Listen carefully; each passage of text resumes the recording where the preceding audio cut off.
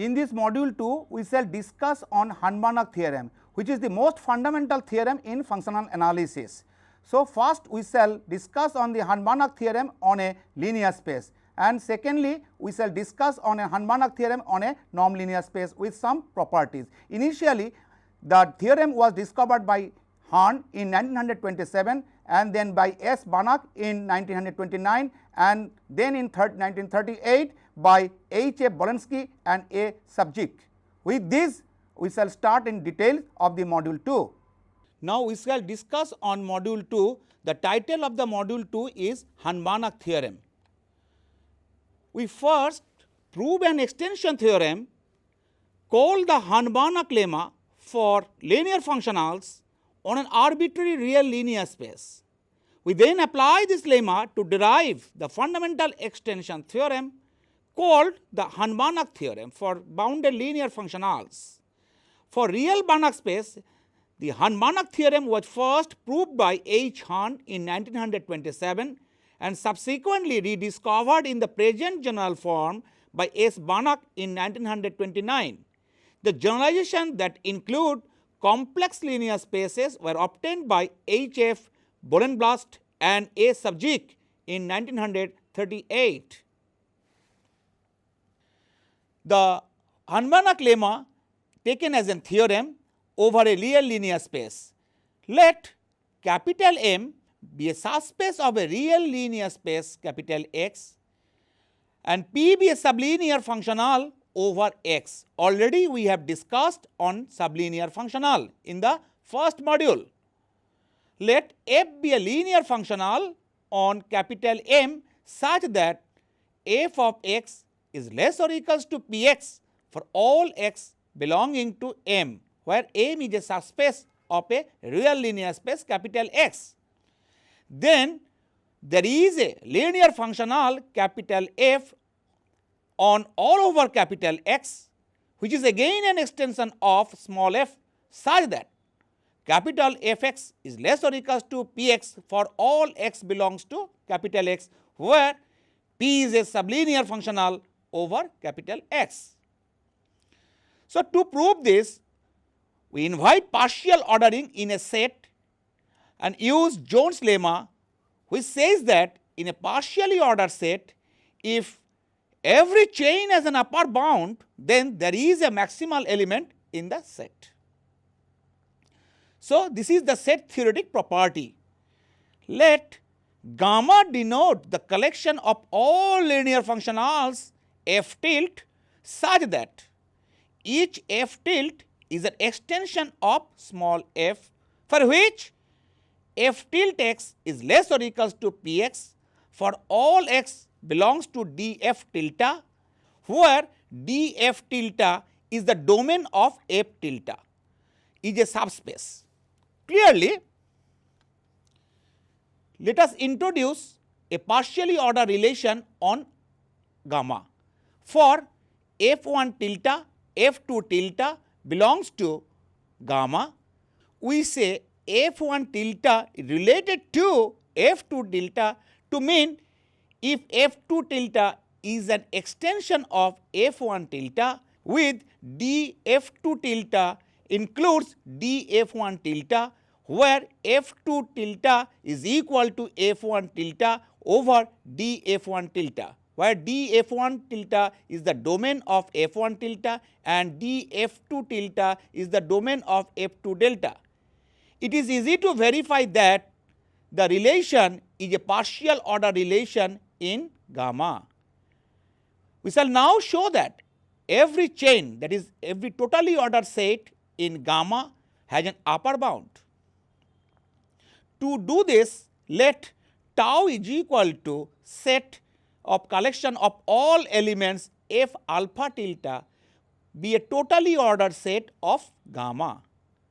We find some member f tilde belongs to gamma to act as an upper bound for tau. Construct f tilde whose domain is union of df alpha tilde, where alpha belongs to delta and delta is an indexing set. If X belongs to union of alpha d f alpha tilde, this implies that X belongs to d f alpha tilde for some alpha belongs to an indexing set capital delta. So, f alpha tilde x is equal to f tilde x for all x belongs to d f alpha tilde. By the property of f alpha tilde, it is the extension of f tilde already we have discussed. Now, union of alpha d f alpha tilde is a subspace of X. So, for the verification, let x comma y belongs to union of alpha d f alpha tilde. So, x belongs to d f alpha tilde and y belongs to d f beta tilde for some alpha comma beta. Since tau is totally ordered, either d f alpha tilde is a subset of d f beta tilde or d f beta tilde is a subset of d f alpha tilde. Without loss of generality, let us assume that d f alpha tilde is a subset of d f beta tilde. So, x comma y belongs to d f beta tilde. As d f beta tilde is a subspace, x plus y belongs to d f beta tilde, and hence x plus y belongs to union of d f alpha tilde, where alpha belongs to delta and delta is an indexing set. Similarly, for any x belongs to union of alpha d f alpha tilde, gamma x belongs to union of alpha d f alpha tilde, where gamma is any real scalar. So, union of alpha d f alpha tilde is a subspace of X. Finally, we show that f tilde is well defined. Suppose x belongs to d f alpha tilde and x belongs to d f beta tilde. So, f tilde x is equal to f alpha tilde x and f tilde x is equal to f beta tilde x. By total ordering of tau, either f alpha tilde is an extension of f beta tilde or vice versa. So, f alpha tilde x is equal to f beta tilde x. So, f tilde is well defined. Thus, we have f tilde x is less or equals to px for all x belongs to df tilde is equal to union of alpha df alpha tilde, and for any member f alpha tilde of tau, we have f alpha tilde is related to f tilde. So, f tilde belongs to gamma, which is an upper bound for tau. So, by applying Jones lemma, we get a maximal element f in gamma, and f is the desired extension of small f as a linear functional with capital Fx is less or equals to px for all x belongs to df, where d of small f is a subset of d of capital F. The domain of capital F is equal to x, which follows by maximality of capital F. Otherwise, by argument as above, we can have an extension of capital F to some other functionals, which is again a contradiction of maximality of capital F. Now, we shall prove a Harmanek theorem over a nonlinear space. Suppose f is a linear functional and f is bounded.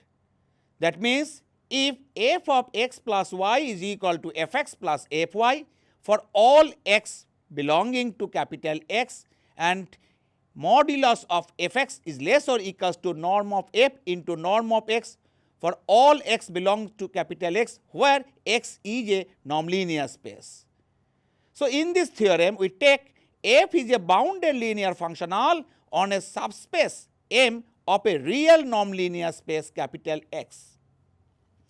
Then there is a bounded linear functional capital F, which is again an extension of small f from capital M to capital X with the preservation of norm, that is, norm of small f is equal to norm of capital F. The proof runs as follows. First, we shall prove this theorem where X is a real nonlinear space. If X belongs to capital M, we have modulus of Fx is less or equals to norm of F into norm of X, because F is bounded. Define a function P from X to R, but Px is equal to norm of F into norm of X for all X belongs to capital X. It is easy to verify that P is a sublinear functional on X, that is, P of x plus y less or equals to Px plus Py, and P of alpha x is equal to alpha into Px for all xy belonging to capital X and for all alpha greater or equals to 0. As modulus of Fx less or equals to Px for all x belongs to capital M, by Hanbanach theorem as already proved, we get a linear functional capital F over X, which is again an extension of small f over M, such that capital Fx is less or equals to Px for all x belongs to capital X. So, modulus of Fx is less or equals to Px is equal to norm of F into norm of X by the definition of P. So, this follows that F is a bounded linear functional on capital X. Also, norm of F is less or equals to small norm of F, that is, norm of capital F is less or equals to small norm of F. Also, small of Fx is equal to capital Fx for all x belongs to capital M, and F is the extension of small f, rather capital F is the extension of small f. Thus, modulus of Fx is equal to modulus of Fx, because Fx is equal to Fx for all x belongs to capital M. Thus, modulus of Fx less or equals to norm of F into norm of x, as capital F is bounded on capital X, and hence norm of F less or equals to norm of F, because modulus of Fx less or equals to norm of F into norm of x for all x belongs to capital M. So, norm of F is equal to norm of capital F. Now, we shall study for the complex nonlinear space.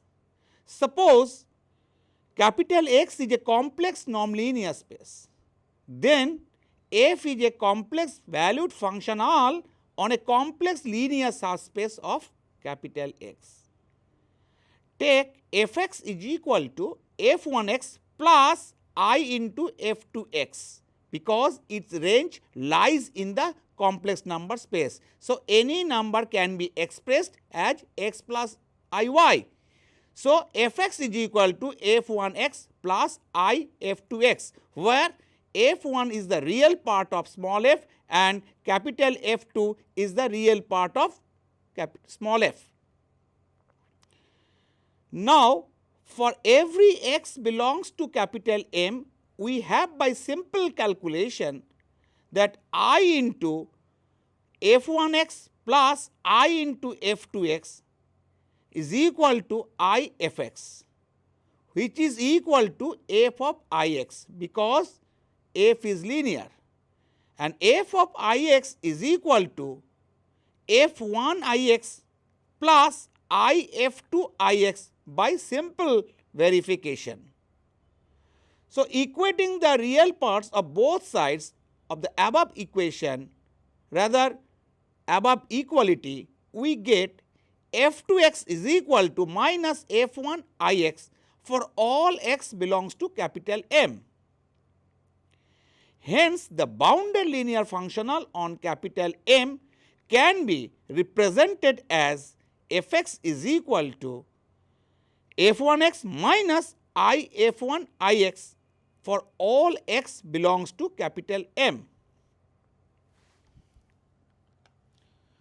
Also, we have f1x is equal to real part of fx, already we have assumed. So, real part of fx less or equals to modulus of fx, which is again less or equals to norm of f into norm of x for all x belongs to M over R, and M over R means M is a subspace over the field of reals. That is, f1 is a bounded real valued linear functional on MR. Thus, considering the associated real nonlinear space over X, which is over the field of reals, it follows by earlier argument in this theorem that there exists a real bounded linear functional f1 on X over R, that is X over the field of reals, such that f1 over M over R is equal to f1. That is, f1x is equal to small f1x. That is, capital F1x is equal to small f1x for all x belongs to M over R. M over R is the subspace over the field of reals. And norm of f1 is equal to small norm of f1. Define f is a function from capital X to C, C means collection of all complex numbers, by fx is equal to f1x minus I of f1ix wherever x belongs to capital X. Thus, for all x1, x2 belonging to capital X and x belonging to capital X and alpha belonging to space of reals, we have f of x1 plus x2 is equal to f of x1 plus fx2, that is, f is additive, and f of alpha x is equal to alpha of fx. Combining, we see that f is linear. Also, f of ix is equal to f1 ix minus f1 of minus x. So, which is seen by easy calculation that f1 ix minus I of f1 minus x is equal to I of f1x minus I of f1 ix, which is again equal to I fx. Hence, capital F is a complex valued linear functional on a complex nonlinear space. Also, capital F is an extension of small f. This is due to the fact that for all x belongs to capital M, we have f of x is equal to f1x minus I of f1ix, which is equal to f1x minus I small f1ix. Since f1 is restricted over M is equal to f1 is restricted M over R, that is, f1 is restricted over M, which is over the field of reals, is equal to f1 already been discussed. So, capital Fx is equal to small fx by the earlier result. We shall now prove that capital F is bounded on capital X. That means, capital of Fx having the mod with the property that modulus of Fx is less or equals to some constant into norm of x for all x belonging to capital X. For this, we proceed as follows. Let x belongs to capital X and theta be a real number such that capital Fx is equal to e to the power I theta modulus of Fx. E to the power I theta means cos theta plus I sin theta. So, modulus of Fx is equal to e to the power minus theta into Fx by the assumption Fx is equal to e to the power I theta modulus of Fx. So, modulus of Fx is equal to e to the power minus theta capital Fx is equal to real part of e to the power minus theta fx, which is again equal to real part of capital F of e to the power minus theta x, which is again less or equals to modulus of f1 of e to the power minus theta into x. As f1 is bounded, that is capital F1 is bounded, we see that modulus of f1 e to the power minus theta x is less or equals to norm of f1 into norm of e to the power minus theta into x, which is equals to norm of f1 into norm of x.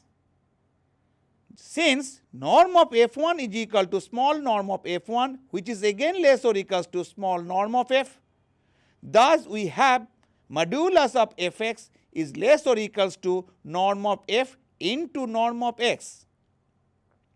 This shows that capital F1 is a bounded linear functional with norm of f1 less or equals to norm of f. Also for all x belongs to capital M, we see that small fx is equal to capital Fx, because capital F is the extension of small m. So, taking modulus in both sides of small fx is equal to capital Fx, we get modulus of fx is equal to modulus of fx.